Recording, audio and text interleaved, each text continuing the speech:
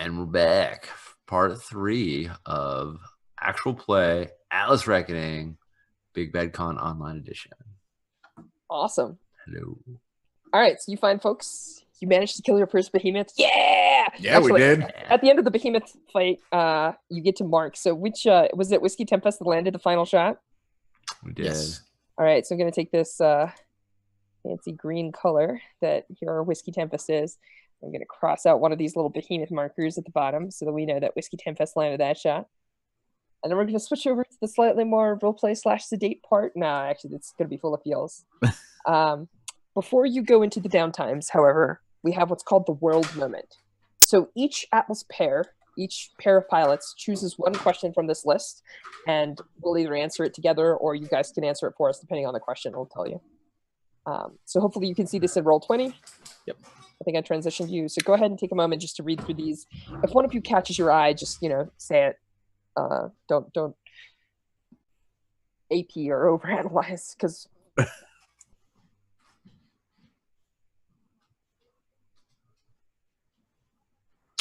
I would like to answer. I think the first question is good. I'm looking to see if there's another one that is like, what do civilians think about Atlas Core in general? Nope, just the pilots, I think. I think the pilots. Okay. But you can expand that a little bit. Yeah. You say, what do you think about the pilots of the Atlas Core? Yeah, I have ideas about what civilians think about us. Sean Hayworth, you cool with that? Yeah, I'm absolutely cool with that. All right, so I'm going to mark that one off. You guys have claimed that. That is yours. How about the other two? Jason, Harry? I have one. I was going to do what is the common language? Oh, very cool. Is that cool with you, Harry? Absolutely. All right, awesome. So let me, I will find that and mark it. But Whiskey, you guys go ahead and answer your question first while I find the other one. It's like 15 down. It's a short one though. So Got it. I have thought that it may or may not be true that it's all our fault, but it certainly would be public perception. I like the idea that we invited, like Atlas Core was at the forefront of technology. We were the ones who were sending the probes out. We were the ones mining Mars. And I think that for all of our, however much we be their saviors, it's much more that we're doing it out of debt than out of like, we're the big damn heroes. Like we screwed this up. At least yeah. I think that's the public perception that we invited the stranger.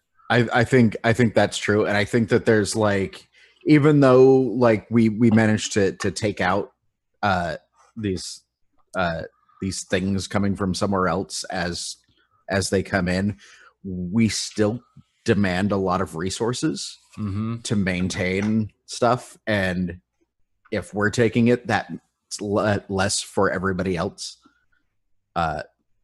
So the core headquarters gets like better oxygen and water rations, real food that comes first from the grow farms and stuff. Yeah, or even like metal. We use up like physical like. Yeah, I mean just the things to pilot to fuel the Atlases is vast resources. Like we all agreed at the very beginning of this, like no one ever thought giant robots was the most efficient way to fight, but it's what we've got. Right. And so when you come back, we see those like plugs being attached again, right? And then we see like the generators, and we see like sections of the station turn off as like the Atlases are charging. Yeah. Oh, cool. Very cool. Yeah, I think like a good part of the outer rim has to go in like low power mode, and which of course is where all the poor people are. Yep. All right. What is the common language? Do you guys want to tell me? Well, I'll just like launch the idea and see where it goes. I think it's kind of a patois of different influences, including English and French and Chinese and smatterings of other things that have crept into the common language because of the forced close association of different groups. And also, who had what space station? So once you guys conjoined, it just kind of became a mush. Harry, how do you feel about this? Right. That sounds good. Right. It seems like it's got to produce lots of tension with different languages, and depending on how long this has been, I get the feeling it's been less than a lifetime since Earth was lost. So there are a lot of people who, have a native language, and it's really hard to learn another language when you're older and have responsibilities. Fascinating. So there might be even some generational tensions going on here. Sure. I love it. So the younger people are speaking the sort of language of the station, but some of the older people are class, still yeah. holding on. I mean, you see that all the time, right? Like people come Yeah. and their parents still speak their native language. The kids all speak Belter. Yeah. I love it. That's I love it. I love it a lot. All right, cool. So let me switch over to the downtimes, and we're going to go through the downtime scenes here real quick. Nope. Downtimes. All right, cool. So what's going to happen is as follows. Each pilot is going to get a chance to frame a downtime scene. So what you're going to do is you're going to frame a scene, and you're going to frame it in a location. And I want you to think of this as kind of a movie set, right? So like, people don't just talk in the middle of nowhere. It's not like blank space behind them. Maybe they're in the mess hall and they get into it over a meal, or maybe they're, in the lab, like checking out the new tech that's being developed or whatever. So choose a location and then set a scene there. The only rule is you must have at least one other pilot with you. And the recommendation that I have is to try and think of this as kind of like movie scenes. Movie scenes have a purpose. So like, people walk in, they say their lines, there's a thing that happens, and then like the scene resolves. So try and jump to the action, try and keep it like popping and kind of moving. Don't spend a lot of time just like doing nothing. Like get to kind of the point if you can. And after we're done, we're going to do what's called outcomes that are on your sheets. So like if you reveal a secret about yourself, you may or may not have the ability to clear your stress or something like that. So you can just focus on framing a scene and role playing out the scene, and then we'll deal with outcomes afterwards. And then each location has like a cool campaign action that you get to do. If I may be so forward, and again, this is not my place, so I don't get to say, but if I may be so forward, the barracks is always a very popular location for a reason. So its Where? campaign action always turns out to be juicy. Where was it? The barracks. Oh, okay. So also, this is not going to be relevant in this game. This is just mostly for our viewers. Whenever you use a location, it's considered used up, so you can't set repetitive scenes in it. And once it's used X amount of times, it gets discarded and a new location appears. So that's not going to happen this time, but it's scenes rotate in and out. The initial scenes are usually on base. As you go through the game, there are weirder and more further out locations that you can encounter. Nice. Refugee cool. camps, TV interviews, away missions where your mech malfunctions, you get stuck in space. Very classic anime trope. So, all right. Who wants to go first? Dig it. I'll go ahead. All right. Where would you like to set your scene? I'm going to set it at the memorial. Awesome. So describe to us, if you will, what does the memorial look like? So the memorial is it didn't start out that way. It was a kind of like it was a representation of like monuments from Earth, because this was like an international space station. Mhm. So they've got like a Washington monument, like the Eiffel Tower, like all of these iconic locations kind of as a small model, and as people have died, like candles and mementos have been set there. So it's both a reminder of what we've lost and who we've lost, and what like kind of the things that we still remember about the Earth, which are just these like iconic images. So whenever you set a scene in a location, there are certain location questions you're supposed to answer one. So I'm just going to pick one for you instead of having you guys go through a whole bunch of texts. This one is particularly for you, the survivor. How many names or pictures on the memorial did you or do you know? 27. Perfect. Now go ahead with your scene. Yeah. So I come in and Omega's there. And like freaking Hammerhead just walks in. And like I said, this guy looks like a freaking soccer hooligan and just steps up and jams a finger into his chest. And it's just like, do you know what you did? What's up? What are you, get out of my face! You could have gotten all of us killed out there. We told you to give it some distance, and no, you had to go in guns blazing, you idiot. Look at you! It's so tough, but you're weak. We could have taken that thing out right then and there. Oh, could you? Then why didn't you? If we both went in together like we trained for, instead of you hanging back and shooting, we would have had it. Taking your time and being careful is how you make sure people don't die. You got lucky this time. Yeah, you want to tell that to the people on that barge that melted when the thing got into the near the base and destroyed it? And I just turn and walk away. Do you follow or are we calling scene? Yeah, I think we're gonna. I think we'll call it there. Yeah, that's a good Awesome. scene. So now we're gonna do. This is a perfect scene. This is exactly the kind of scene I'm looking for. So both of you get to do an outcome. So take a look at your list of outcomes and see if anything fits. If multiple ones fit, just pick one and tell us which one you pick. Are the outcomes for everybody the same? No. Right. I was like looking at mine going, I don't know that those are. Nope. Everyone's are different. They're more custom to your character. So the hotshot, for example, has a lot of outcomes. If you get in people's face or buck authority, stuff happens, right? But the duty would never have something like that.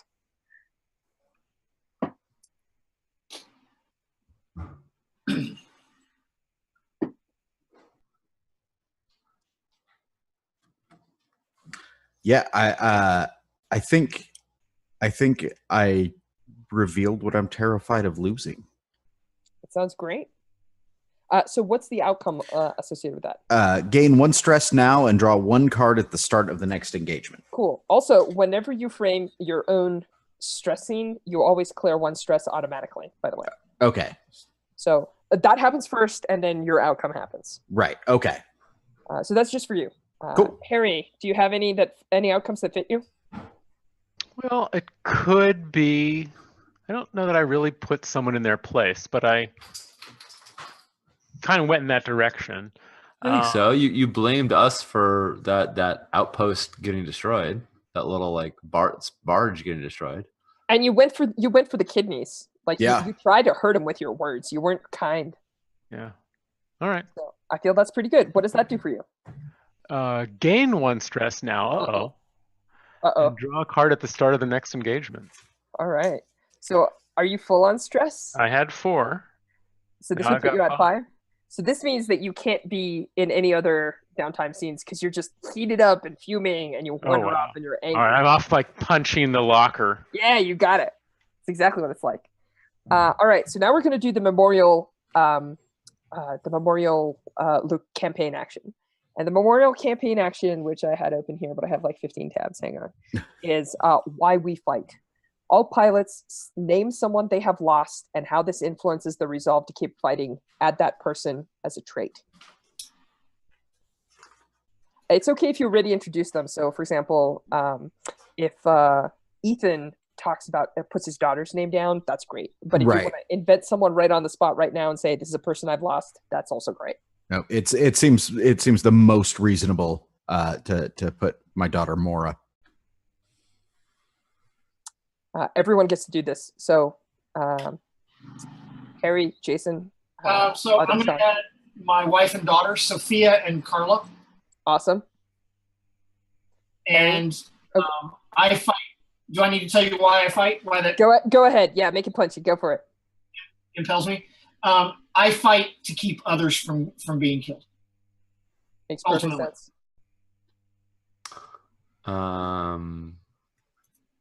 I have a picture that has myself, and it's like covered up because I'm not meant to be on the memorial, but it's myself surrounded by 2 other scientists, Victor and Aya, and we were all on the Mars outpost, and was the first to be hit.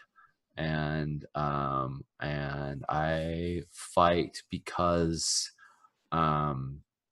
if I'd been better, we would have figured out the wormhole sooner, and we could have prevented all of this. Oh, survivor's guilt, so good. Awesome. So Victor and Aya is your trait. Victor and Aya, yep. Harry, I think you're the last one on our list here. So who have you lost? Yep. There's Lieutenant Sarah On, another pilot, really a female, really good, rival, maybe better than I. That's kind of heartfelt. Awesome. Cool. So that's one stress scene. I believe it was Mr. Hayworth's. Oh, actually, Harry, you do get to set a stress scene of your own if you want. No one can stop you. Oh, but I can't be in anyone else's stress scene. Correct. All right. I had an idea for a stress scene. It's almost more the one like I narrate rather than one that is role played. Does that? Unfortunately, you must have at least one other pilot in your scene. You can narrate Cypher doing whatever you want in your scene if you like. I'm fine. Well, I give you permission to Let's include try my it. character in your narration. It can be part of the training grounds if you want to be training with someone. That's exactly what's going on. So, Perfect. Who are you training with? So the idea is, we train the two mechs go out into space and spar as part of training, right? Do you actually do that, or do you guys like put on headgear and do like VR? No, this is real. Oh, okay. All right. So there's an actual training ground in space for specifically mech pilots where you train in using mechs. Yeah, I mean, that's an incredible use of resources. Awesome. Right? Yeah, it's a terrible use of resources. But we figured out all this amazing wormhole technology. We have not figured out simulation rooms. I like it. The simulation is not real enough to get the. Yeah. I believe it. All right, so I'm gonna toss you one quick question about the training ground. Is that cool? Sure. All right, give me just 1 sec to scroll to it. Oop. What is the toughest part of the course? So if you have a course for like that you guys have to do like obstacle courses or something in your mechs, what's the toughest part? How about it's the part where we're inside the gravity well of Earth? So you're nice. actually you're fighting while in free fall, and you have to pull out before you get too close and can't. Right. And is the rule that like the fight has to play like right on that bubble, like right on the edge, like you can't escape orbit, like that's like out of bounds. You have to like stay right at the edge of orbit. Right. All right. Awesome. Go ahead and set your scene. All right. Minds. Well, so it starts off. I think we've mixed it up. So right, Cypher is my co-pilot this time. Sure.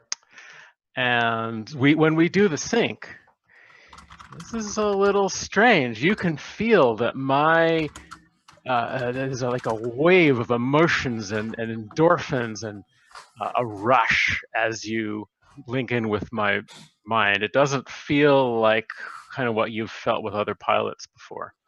And it's a little fuzzy too. I know what this is. Very cool. Very cool. So the sync is fuzzy and unclear. Yeah. Okay. Yeah. I think you can tell. Like, I think the audience can see like Cypher kind of furrows her brows, like confused and concerned. Like, and she's like, "Hold on, is this working?" Like, I think like part of the sync is like a physical thing too. We're like strapping ourselves in, and she's like adjusting it. Like, did I hook it up wrong? You know? Socket. Yeah.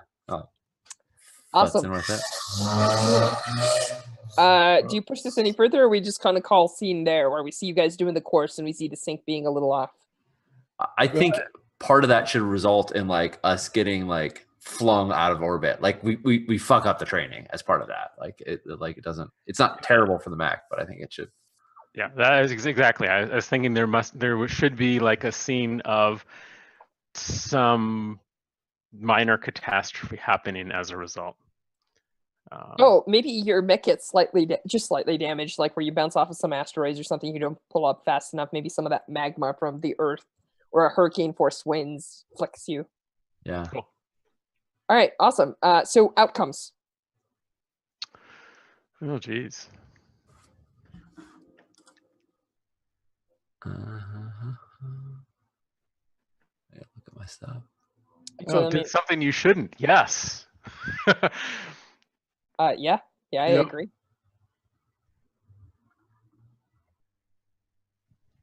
I think I demonstrated I trusted someone. Like even when it wasn't working, I was like, yeah, okay, we'll do this. Like, sure. Even though like it didn't seem like the sync was strong, and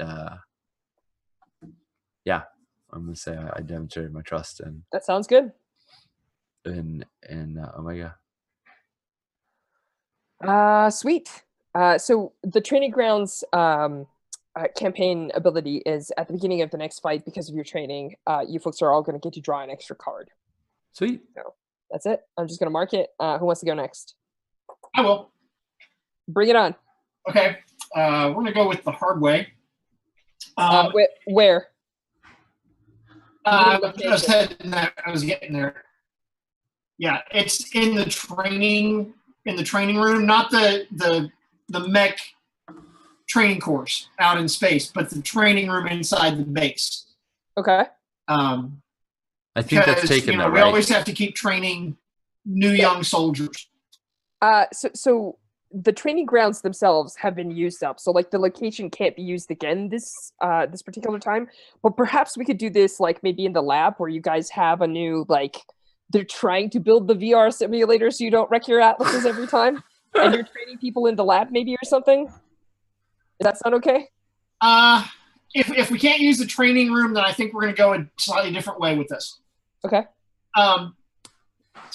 At one point, I think probably in the commissary. Okay. So the barracks? Sure. All right, that sounds great. Go on. You try to do it quickly. You'd see, and I think Cypher is going to be here for this, if that's okay with Cypher. Yeah, You totally. you can also bring in more people if you need to, but you need at least one. Anybody else who wants to can be. Yep. I'll leave it there. Because this is in the commissary, right? Yeah, Yeah. Cypher spends a lot of time in the commissary. Yeah. Yeah. But we she's a- see Falca walking through the commissary, and people are just eating whatever, and there are a couple of younger soldiers, and they're joking about a recent attack, and you kind of see the moment when Falca just stops and just freezes, and then proceeds to dismantle these two young soldiers. He just beats the living crap out of both of them. Probably puts both of them in the hospital. All right. So so let me. Falco's like a big. Because they're, likely.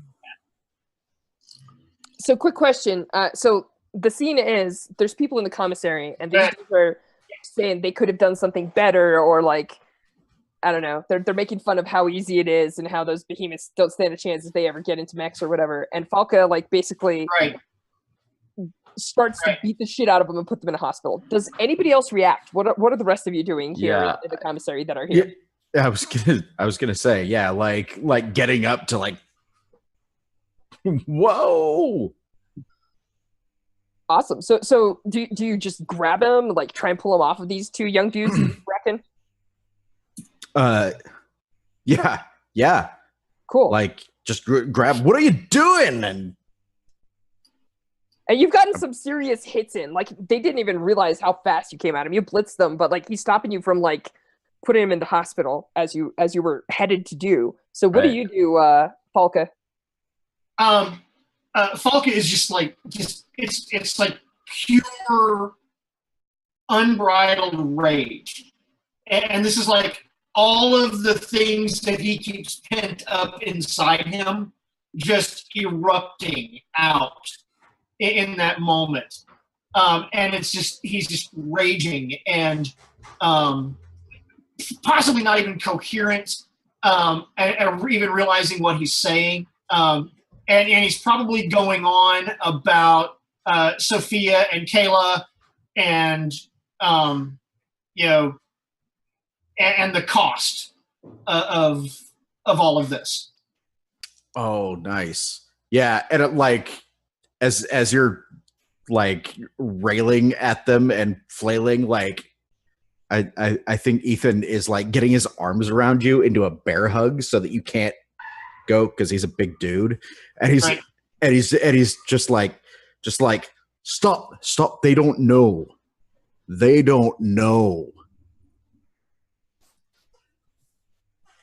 And I think that there would be a moment, I don't know how long a moment, where Falco would fight against that embrace and that restraint. But in the end, he would just collapse and probably pretty close to break down. I mean, sobbing, you know, and I think after that, he would be a much more human person. Yeah, no, I think like Ethan gets it, and he's just gonna like once you stop struggling, like he's gonna let you go and just like let you do what you need to do. You know, pat you on the back while you get a hold of yourself. All right. I feel like that scene. Are we good? Yeah. All right, and scene. So now we get to do the barracks campaign ability. And the way this works is we're going to go around the table and everyone is going to say a rumor about their character that's floating around the barracks.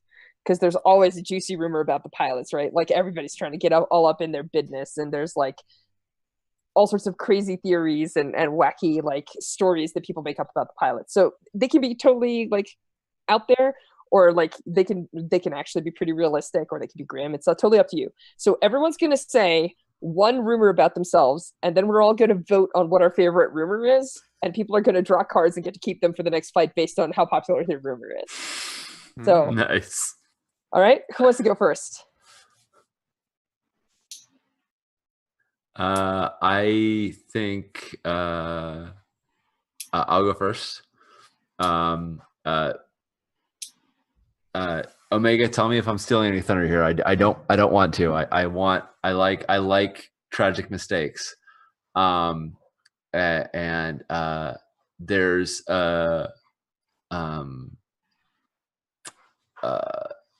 Cypher stays up late. She works all sorts of she works all sorts of hours trying to research the stuff after the fights are done. She kind of lives two lives, and the only way that she could possibly like have that kind of endurance is if she was using something. And so one of those needles, like one of the people in the barracks is like, yeah, we know how Cypher we know how Cypher's staying with it, and like shake one of Omega's needles, like, yeah, she's juicing. I can't wait till she blows one of us to high heaven because she's so high she doesn't even know where she's pointing that plasma cannon. And they all think that she's on some totally major awesome. uppers. Cypher is a druggie. Yeah. All right. Next rumor. I think it's possibly more than just a rumor, but commonly believed that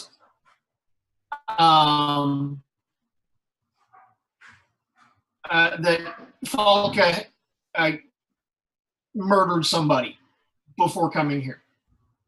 Oh, And that so, the higher ups in the Atlas Corps covered it up.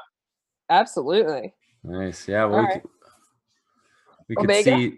see people whispering about that from the at the end of that scene. Hurry, kill the guy. The word going around amongst the recruits, having heard Omega talk himself up and be convincing in his passion is that they say, you know, he could take a mech out single-handedly. Oh, the rumor is that Omega is either part of research or capable of piloting alone. Wow. All right, cool. And Mr. Hayworth. Oh, done. Try. Hammerhead, because he's been around for so long, and is like one of the recognizable oldest pilots that's made it so far. People are pretty convinced that he gets special treatment from the higher ups, like extra rations, better room, just like privileges that people of my rank shouldn't have. Gotcha. All right, so just going through this real quick. I'm gonna go left to right, at least on my screen. Cypher is a druggie. Omega is Omega is capable of piloting solo and may or may not be part of some project to do so. Hammerhead has privileges that is definitely not deserving, that he's treated differently from other pilots and people of his rank. And finally, that Falca should have been tried for murder, but the higher-ups covered it for him. So the way we're going to vote is everybody's going to type the name of whosever rumor they like the best and roll 20. We're going to count to 3, and then everyone's just going to hit enter, okay? Hold on, I need to get to roll 20. All right. Oh, man. Oh, everyone's typing. It's good. All right. Can chat's not going to see it, but it's okay. We'll just say what it is. We'll read it out for chat. All right, so on 3. 1, 2, 3. Hit enter. Cypher, Falca, Hammerhead. Nice. So, Nice. Cypher, you would draw 2 cards and discard 1. Okay. Falca, you would draw 1, and Hammerhead, you would draw 1 and get to keep those. So the mechanical card advantage is fine, but the real joy of this is getting the juicy rumors. Is getting the juicy rumors. Oh yeah, we gotta keep doing this. More barrack scenes. Let's skip to next downtime. Cool. So we have, I believe we have one last scene to cast. Yep. Sean Nittner, did you have something you wanted to do? Yeah, I think I'm gonna bring Hammerhead in to it says my lab, but it's the lab. She doesn't have her own lab. And this lab looks this lab is not actually as Atlas Core, I think, is at the pinnacle of all technology, not just the Atlas technology. And so this lab actually is by and large vastly environmental issues. And it's got that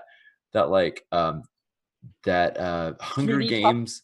Yeah, that like Hunger Games style like fake landscape where it shows, and it's we're doing all these like predictions of like, could we go back to Mars, and like where could we, like, because obviously resources are running out and all this stuff. So there's all this like future prediction. And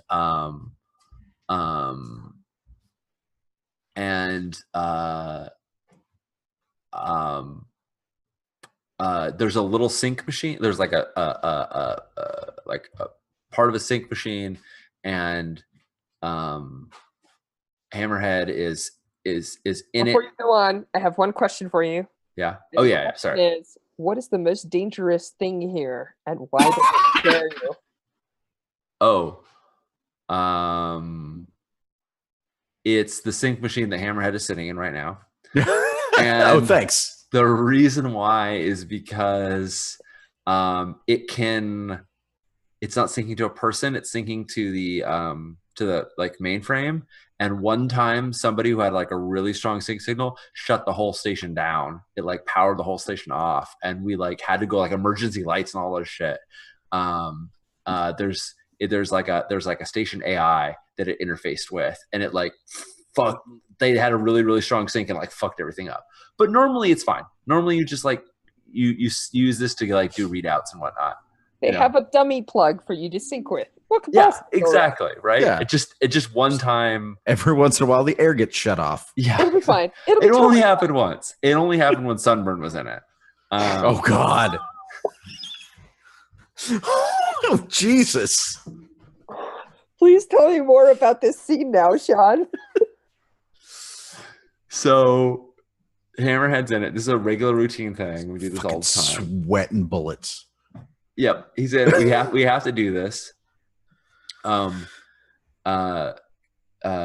Cypher runs these for most people, except for when she has to do hers, and then somebody else runs for her. She's running it for Hammerhead. She's doing it. This is the This is like the post-battle diagnostics, and she's basically checking his like mental health waves and all this shit. Like how much mental strain did this put on Hammerhead and all this other stuff. And while she's doing it, she's not paying any attention to the results. Like she's looking at them, they're fine. She's not worrying. But it's kind of like vaguely like a polygraph-esque thing, like where the more emotion Hammerhead's feeling right now, the more spiky it is. Right. So it's kind of spiky. It's kind of jittery. It's not exactly flat.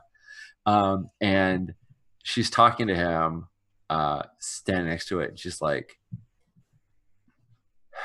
if we just had more time in that fight, we could have gotten some. Did you hear it? Did you hear it like screaming out to us? Did you hear it screaming out to us through the Atlas? I was too busy trying to kill it to listen to it yell. I know, but if it can talk to the Atlas, I mean, and she gets down like really close. She's like, they're gonna figure it out. And she kind of looks conspiratorially around at like all the other scientists, like they're gonna figure out that like they're drawn to the atlases. They're gonna figure out that we're using. At some point, everyone's gonna realize that this is all our fault for real, not like hypothetically. Yeah, and he looks up and he's like, well, maybe somebody should just tell them. Get out in front of it. We can't keep lying to these people. She's like, then what would happen? They want us to jettison the atlases into space? What if the behemoths don't go after them? What if we're helpless?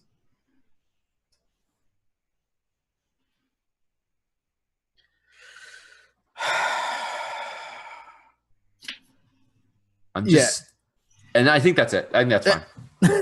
I'm good with that as being seen.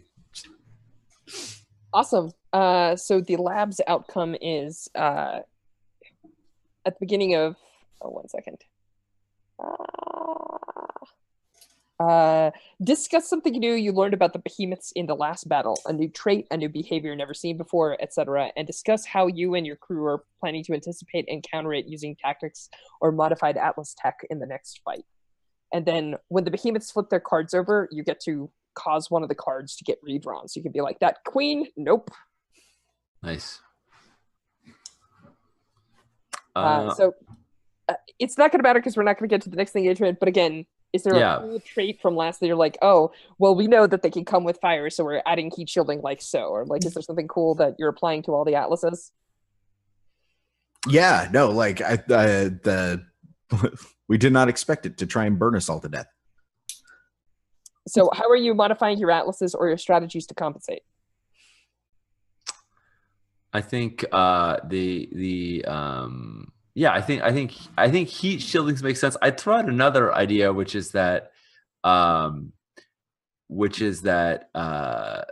we it had ambush because it was able to like hide in heat signature. So maybe instead of heat shielding, it's like we're gonna dial our sensors so that we can see it within the magmasphere that it came out of. Cool. So maybe you have like little sensor drones that you can like spread out over an area or something. Yeah. Awesome. Cool. And that's the end of downtimes. So usually what would happen, and this is... we have to do outcomes. Oh, I'm sorry. Outcomes, please. Yes. Yeah. I shared a vulnerability. I was scared that we would all be found and blamed for this catastrophe. I don't know if I convinced someone to keep my secret. It's very close, but I only need one, so. Right. I don't know if you did convince somebody to keep your secret. I don't think I did, but I'm fine saying I shared a vulnerability. What about you, Hammerhead? Did If you hit Oh, do your I get outcomes. multiples? Because I already You- got one. Yeah, you, you get one for get every an scene you're in. outcome for every scene you're in. Oh shit.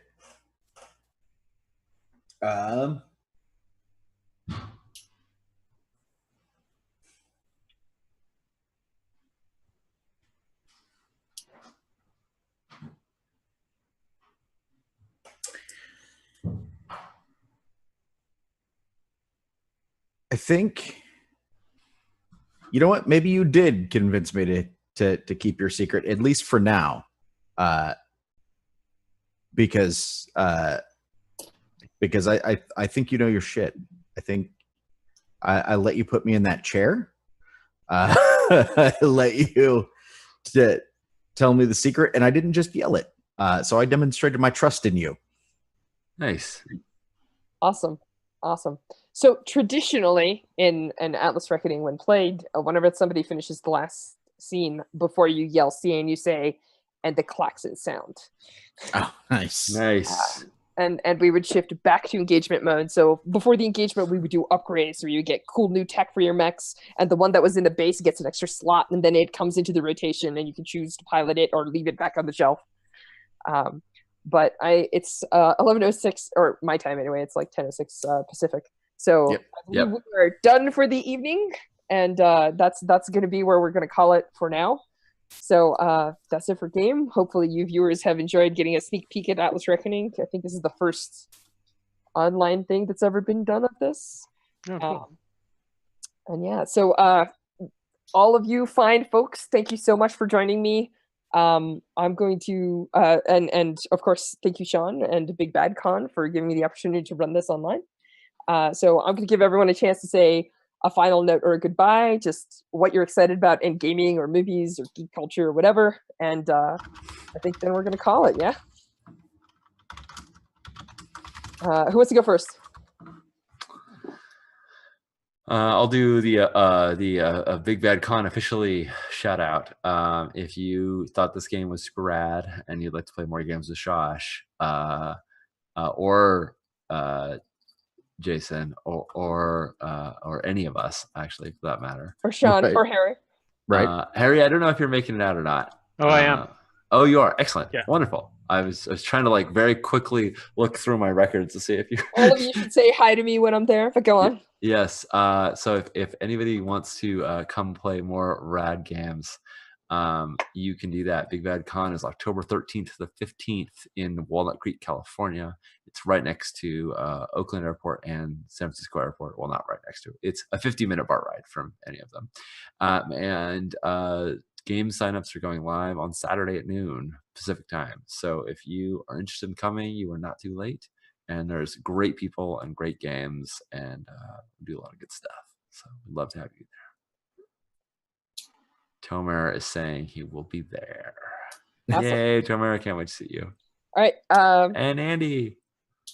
Harry, Sean, Jason, you want to give a shout out? Good night, everybody. Thanks for watching. Hope it was fun. I had a great time. I love this game. It's the first time I've gotten to play it. I've gotten to watch it being played, but this is the first time I've gotten to play it. Love it, love it, love it. Great work. I will be at Big Bad Con. If you're not at Big Bad Con, you're losing out. You need to be there. I'm going to be running 2 sessions of my game, which is called Bad Streets. Come be 1970s detectives. Hopefully we'll have some fun. That sounds Nice. amazing. Do I need to plug Big Bad Con at this point? You do not need to. at I all. don't need to do that. I shouldn't plug Big Bad Con. You do not need to Okay. plug BigBadCon.com. Okay, because I'm Slash running sign games up. at that. I'm running Luke Crane's Inheritance, which is Viking LARP. If you don't know it, and it's awesome. Very cool. I am also running the Sprawl, which is my second love. Like, it's fantasy games and then games with computers in people's heads. So that will be hot. All right. Cool. Harry, Well- got any plugs? I don't have anything to plug. I'm looking forward to meeting you all in person in a month or so. Thanks. It's Fantastic. a pleasure and an honor to play with you. Had a really good time. These are great games, Josh.